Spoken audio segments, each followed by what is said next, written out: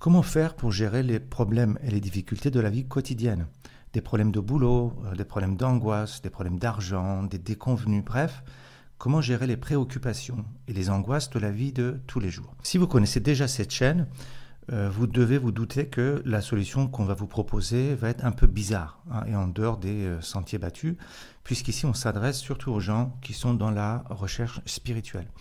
Cette vidéo va donc vous donner une solution inspirée des milieux psychédéliques, là où les gens triturent leur cerveau en prenant des psychotropes et se mettent parfois dans des situations psychiques très difficiles. Et on va vous expliquer deux grandes techniques utilisées dans ces milieux pour gérer des situations psychiques difficiles. Alors, attention, à aucun moment je ne vous encourage à prendre des psychotropes. Cette vidéo vous explique comment gérer vos angoisses et vos peurs en s'inspirant des techniques psychiques qu'ils utilisent dans ces milieux-là, c'est tout. Voilà. Pourquoi on fait ça? Parce que il est plus facile de résoudre un problème quand on le regarde sous une loupe. Les peurs, les angoisses et les difficultés de la vie quotidienne, si vous les mettez sous une loupe et que vous les grossissez 1000 fois, vous allez tomber sur ce qu'on appelle les bad trips dans les milieux psychédéliques. Et vous allez voir que si vous appliquez les règles de gestion des bad trips dans votre vie quotidienne, vous allez pouvoir gérer une grande partie de vos souffrances et ennuis quotidiens. Alors, pourquoi on prétend ici que ces techniques peuvent marcher dans la vie normale de tous les jours, surtout pour le public de cette chaîne composé des gens qui sont dans la recherche spirituelle? Quel rapport entre les angoisses de la vie quotidienne, les substances psychédéliques et la recherche spirituelle? D'abord, on va essayer de comprendre ce qu'est vraiment la recherche spirituelle. La recherche spirituelle, c'est quoi? Eh bien, ça consiste à progressivement effacer votre ego et de découvrir que le monde tel que vous le voyez n'est pas préexistant par rapport à vous. C'est-à-dire que le travail spirituel consiste à découvrir qu'en réalité, vous, l'écran que vous êtes en train de regarder en ce moment, les murs de votre chambre et les arbres dans la rue, tout ça, c'est le produit de l'imagination d'une intelligence infinie que les anciens appelaient Dieu et qu'aujourd'hui on appelle la conscience ou la vie. Autrement dit, la spiritualité vous fait découvrir une réalité dans laquelle vous n'êtes pas votre corps. Et vous allez voir qu'il n'y a aucune différence existentielle entre votre corps et votre canapé. Et on appelle ça la dissolution de l'ego. Maintenant, quel rapport entre la dissolution de l'ego et les substances psychédéliques?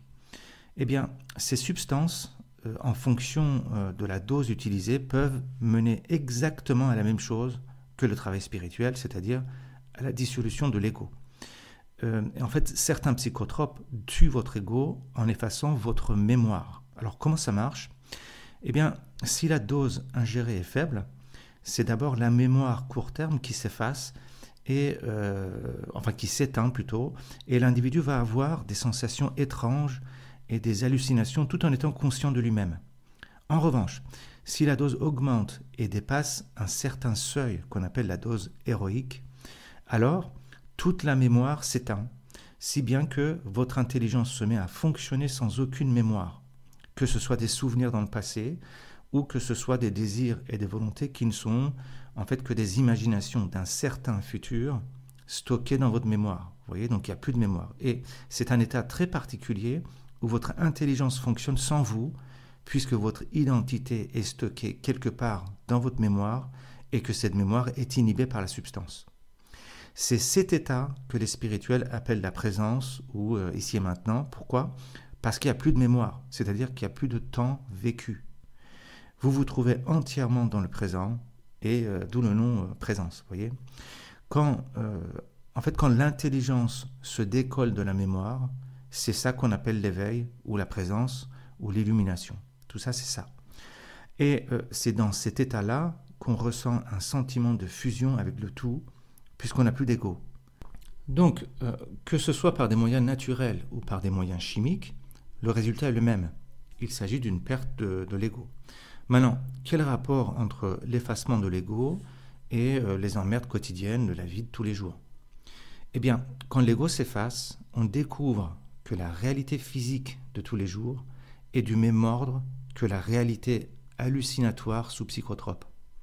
C'est-à-dire que la réalité objective de tous les jours En fait, ça n'est rien d'autre qu'une hallucination ordinaire. Et l'hallucination pendant un trip n'est rien d'autre qu'une réalité extraordinaire. Je répète, parce que ce point est très important, en plus vous le voyez à l'écran, je l'ai marqué. La réalité physique objective de tous les jours n'est rien d'autre qu'une hallucination ordinaire. Et l'hallucination pendant un trip n'est rien d'autre qu'une réalité extraordinaire. Vous comprenez? La vie ordinaire de tous les jours et l'hallucination sous psychotrope ne sont que deux intensités différentes d'une même réalité. Par exemple, ce que vit une mouche est un faible degré de réalité par rapport à ce que vous vivez vous. Ce sont deux expériences vécues à deux degrés différents d'une même réalité. Je vais vous donner une image pour mieux comprendre parce que ce n'est pas évident. Alors, imaginez un chimpanzé à qui on fait prendre un psychotrope tellement puissant que son cerveau se transforme en un cerveau d'être humain pendant 4 heures par exemple, et ensuite il redevient chimpanzé. La réalité que voit ce chimpanzé transformé en être humain, ça lui paraît complètement dingue. Et s'il pouvait parler, il dirait qu'il est en train de vivre une hallucination. Tout d'un coup, ce chimpanzé se met à parler, à imaginer, à se sentir séparé du monde avec un moi, à avoir de la volonté, etc. C'est-à-dire que l'état d'hallucination pour ce chimpanzé correspond à notre réalité, à nous. Pourtant, le chimpanzé croit qu'il est en train d'halluciner. Vous comprenez maintenant quand je vous dis qu'une journée normale est une sorte de micro-trip et qu'un trip sous psychotrope est une sorte de journée extraordinaire. C'est-à-dire que les deux états sont deux intensités différentes d'une seule réalité. Et si je reprends l'image de ce pauvre animal transformé en être humain là, pendant 4 heures, je peux vous assurer que la première fois que ça lui arrive, il risque un arrêt cardiaque. Le développement soudain comme ça de son esprit est tellement énorme, c'est tellement balèze, c'est tellement total qu'il va vivre ce qu'on appelle un bad trip. Et pourquoi il va vivre un bad trip? Et qu'est-ce que c'est en fait un bad trip? En fait, c'est une sensation de perte de soi et de perte de contrôle qui peut aller jusqu'à la sensation de mort physique plus ou moins intense. C'est pas du blabla quand je vous parle de sensation de mort physique, je parle vraiment d'une sensation de mort physique. On croit réellement qu'on est en train de crever, c'est pour de vrai. Donc, je résume. Une hallucination et une vie normale sont deux perceptions différentes d'une même réalité. Vous voyez déjà, rien que pour pouvoir imaginer ce genre de choses et admettre ce genre d'hypothèse, il faut une longue expérience dans la spiritualité. C'est pour ça que je disais en introduction que cette vidéo est faite pour le public de notre chaîne, pas pour les nouveaux qui découvrent tout ça. Donc si vous êtes nouveau, je vous conseille vraiment de regarder un petit peu nos autres vidéos parce que tout ça, ça peut vous paraître vraiment du grand n'importe quoi. Bref. Alors, maintenant, quel est le rapport de tout ça avec vos problèmes de tous les jours et les angoisses de la vie quotidienne? Parce que c'est ça quand même le sujet de cette vidéo.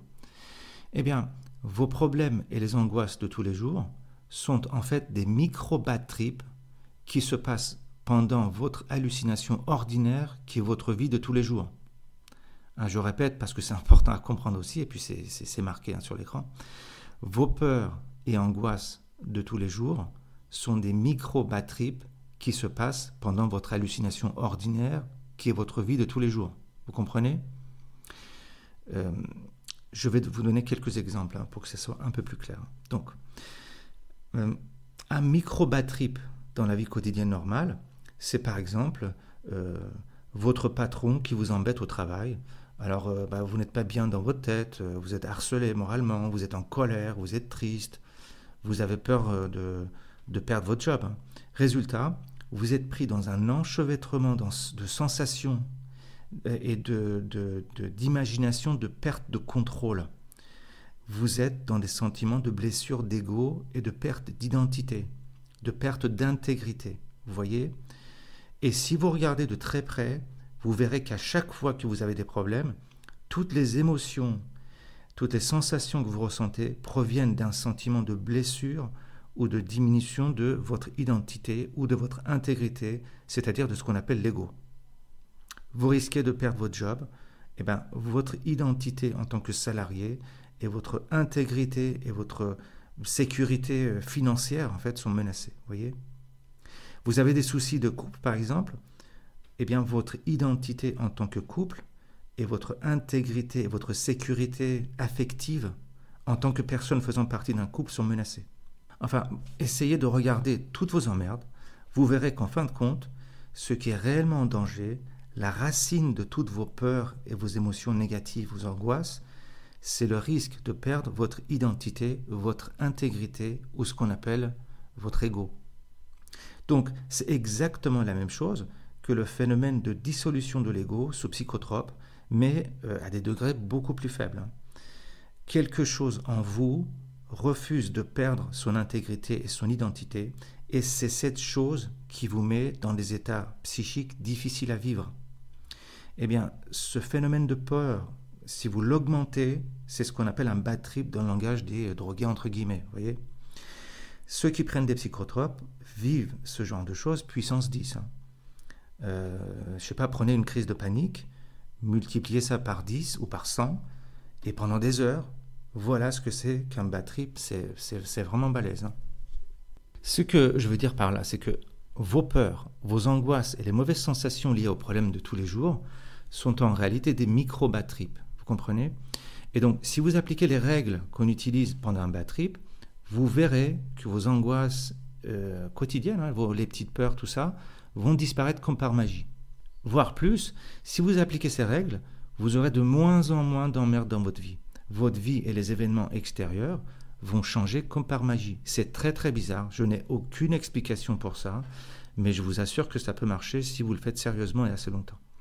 Alors, quelles sont les règles à appliquer dans votre vie quotidienne pour gérer vos peurs et angoisses et des problèmes et les difficultés de tous les jours ? Je vais parler de 2 techniques qui, à mon sens, sont les plus importantes. La première technique consiste à apprendre un courage de type féminin.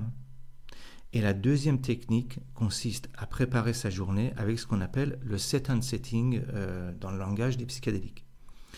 D'abord, on va parler de la première technique sur le courage de type féminin. Qu'est-ce que j'entends par apprendre un courage de type féminin ? C'est quoi le courage déjà ? Pour la plupart d'entre nous, la notion de courage est une notion plutôt virile. Quelqu'un de courageux va sauter en parachute d'un avion ou va se battre pour faire réussir ses projets malgré les difficultés, etc. Vous voyez, ça c'est vrai, c'est du courage, il n'y a pas de souci. Personne quand même ne doute qu'il faut être courageux pour sauter d'un avion. Le problème est que ce genre de courage viril comme ça ne vous sert absolument à rien pour gérer ce qui se passe en vous, pour gérer les émotions, les sensations, les peurs, les angoisses, bref, votre vie intérieure. Le courage qu'il va falloir apprendre, le courage qu'il va falloir apprendre à manier est un courage de type féminin, dans le sens où il faut se laisser pénétrer par les événements, par le malaise, par la peur, par les sensations corporelles, etc. Vous voyez, il faut se laisser envahir, se laisser faire par ce qui vous arrive. Ça, c'est la technique de base qu'on utilise en cas de bad trip. Le fait de se laisser faire et de ne pas se battre contre ce qui vous arrive, c'est d'abord ça qui va vous permettre de vous en sortir. Mais le problème, c'est quoi ? Il y a un problème. Le problème, c'est que c'est joli de dire tout ça comme ça, mais en réalité, cette technique ne marche pas toute seule, ni pendant un trip, ni dans la vie quotidienne de tous les jours.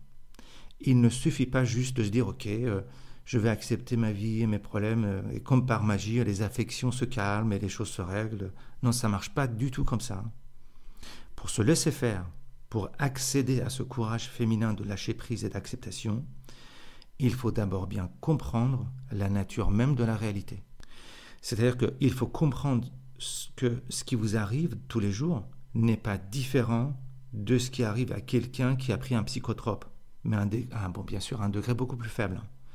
Pour vous donner un exemple, quelqu'un sous DMT va rencontrer des aliens qui sont aussi réels que votre rencontre à vous avec votre patron le matin, vous voyez ?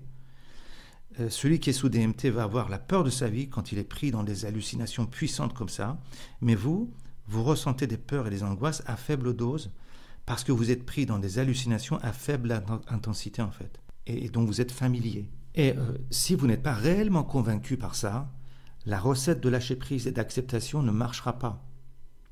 Donc si vous n'êtes pas familier avec ces concepts, regardez encore un peu plus notre chaîne ou d'autres chaînes qui traitent le même sujet pour vraiment comprendre et intégrer de quoi on parle. Donc, vous voyez, le lâcher-prise fonctionne une fois que vous aurez vraiment compris et intégré que la vie de tous les jours est une micro-hallucination. Ensuite, ce courage féminin fonctionne s'il est associé à une deuxième technique qui s'appelle le set and setting dans le jargon. Alors, c'est quoi cette technique? Eh bien, ça consiste à choisir la qualité de votre hallucination. Parce que l'acceptation des événements fonctionne si vous choisissez la qualité des événements qui vont vous arriver dans la journée. Je m'explique. Dans une hallucination, vous avez le choix de la catégorie d'hallucination que vous allez vivre. En gros, ça veut dire que c'est vous qui choisissez si vous partez dans un bad trip ou dans un bon trip. Plus ou moins, bien sûr, pas à 100%, mais quand même, vous jouez un rôle. Je vais vous donner un exemple. Regardez par exemple, je sais pas, imaginez que vous êtes en train de regarder Netflix. Vous voyez, sur Netflix, il y a des comédies, il y a des films romantiques d'un côté, mais il y a aussi des films violents et des films d'horreur. Si vous ne prenez pas la télécommande pour choisir la catégorie, la bannière de la page d'accueil de Netflix affiche quoi? Une bande-annonce qui peut être n'importe quoi. Ça peut être une comédie ou une tragédie à l'inverse.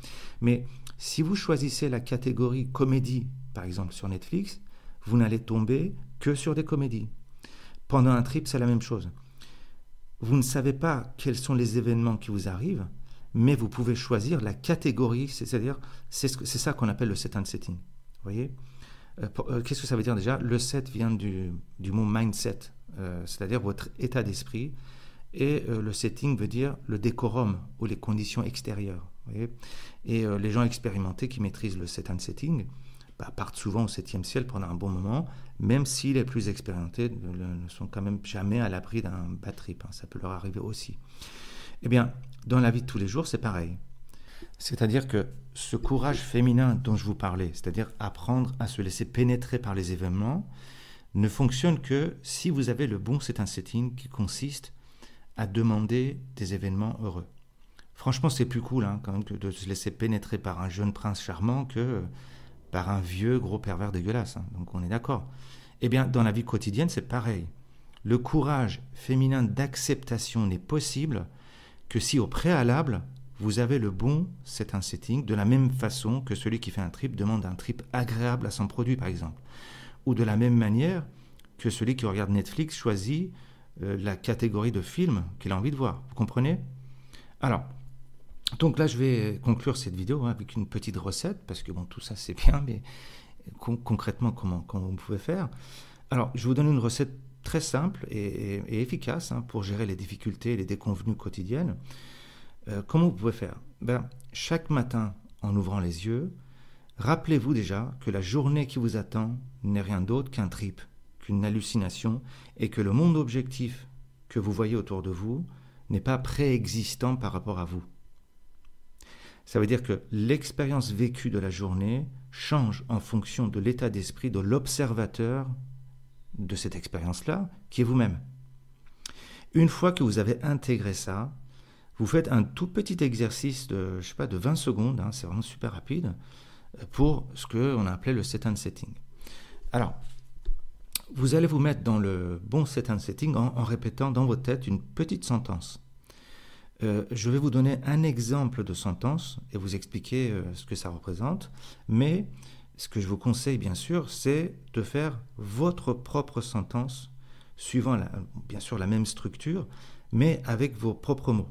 Je tiens à dire que là, je ne suis ni un gourou, ni un prêtre, ni un vendeur ambulant en développement personnel, tout ça.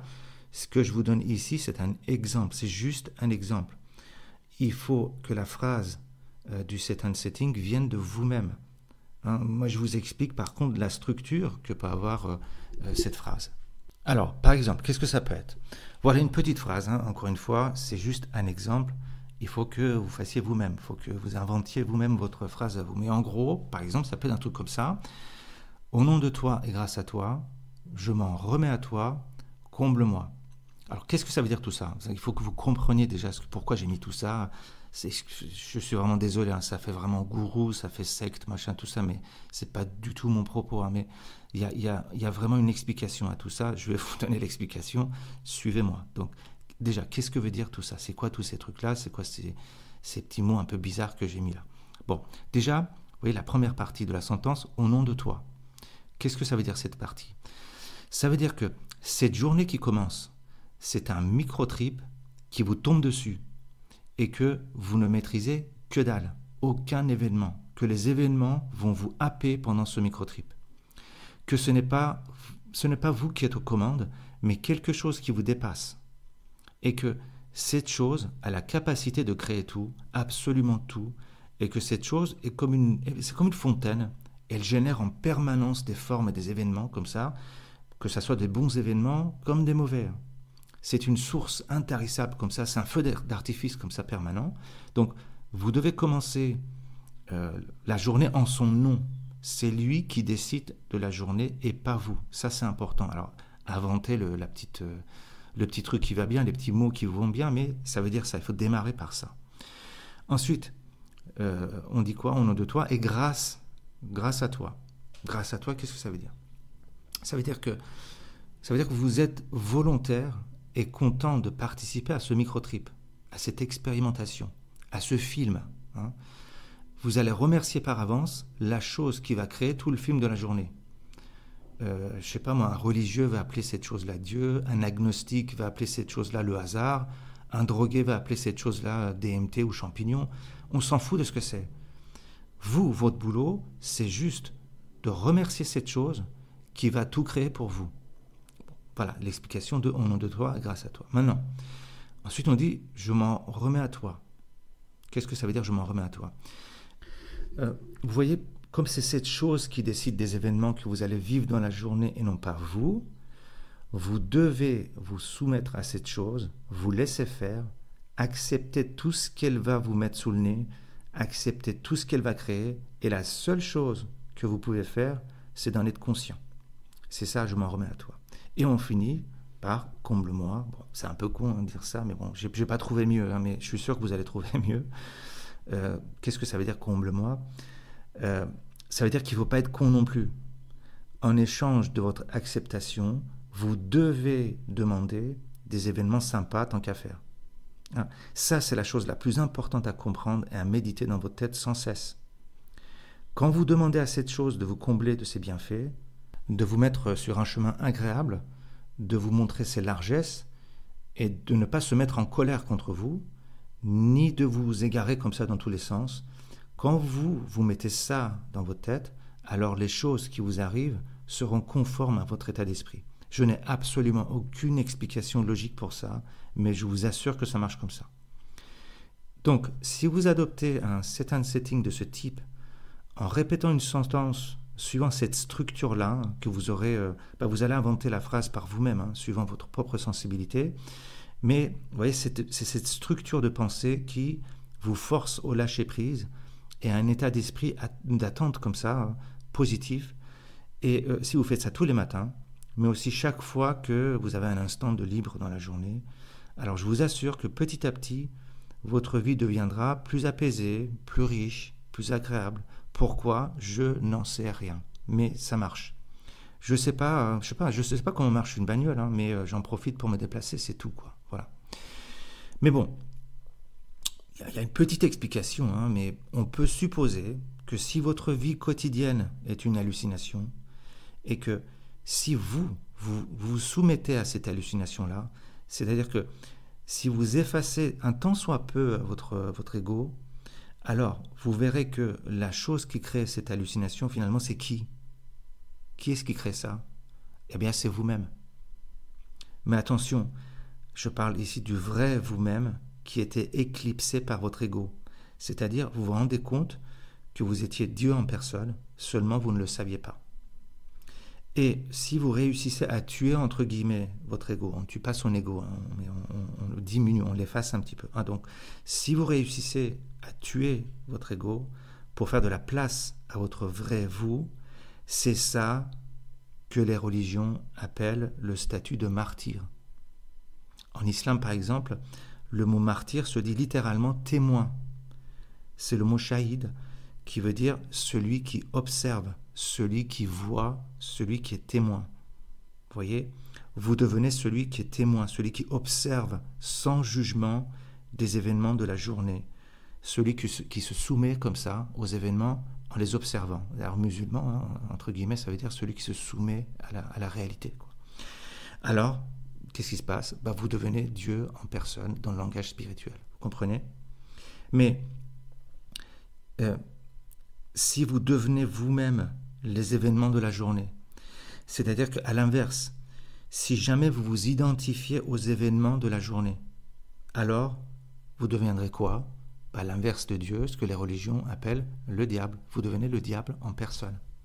Donc, en conclusion, le passage d'une vie diabolique à une vie divine ne tient qu'à un fil. Et vous êtes comme un funambule qui doit avancer sur ce fil en ayant 3 options possibles. Si votre attention est concentrée sur votre marche, alors vous allez arriver de l'autre côté, sur une terre ferme comme ça, remplie de fleurs, de bienfaits, de promesses, etc. Si par malheur, vous regardez l'abîme en dessous de vos pieds, je vous assure que vous allez tomber. Et si par le plus grand des malheurs, encore pire, vous restez immobile, en équilibre sur ce fil, en vous demandant « Putain, qu'est-ce qui m'a mis là-dessus? Qu'est-ce que je fous debout sur ce fil comme un con ?» Alors vous allez devenir philosophe et vous allez rester au-dessus de l'abîme toute votre vie.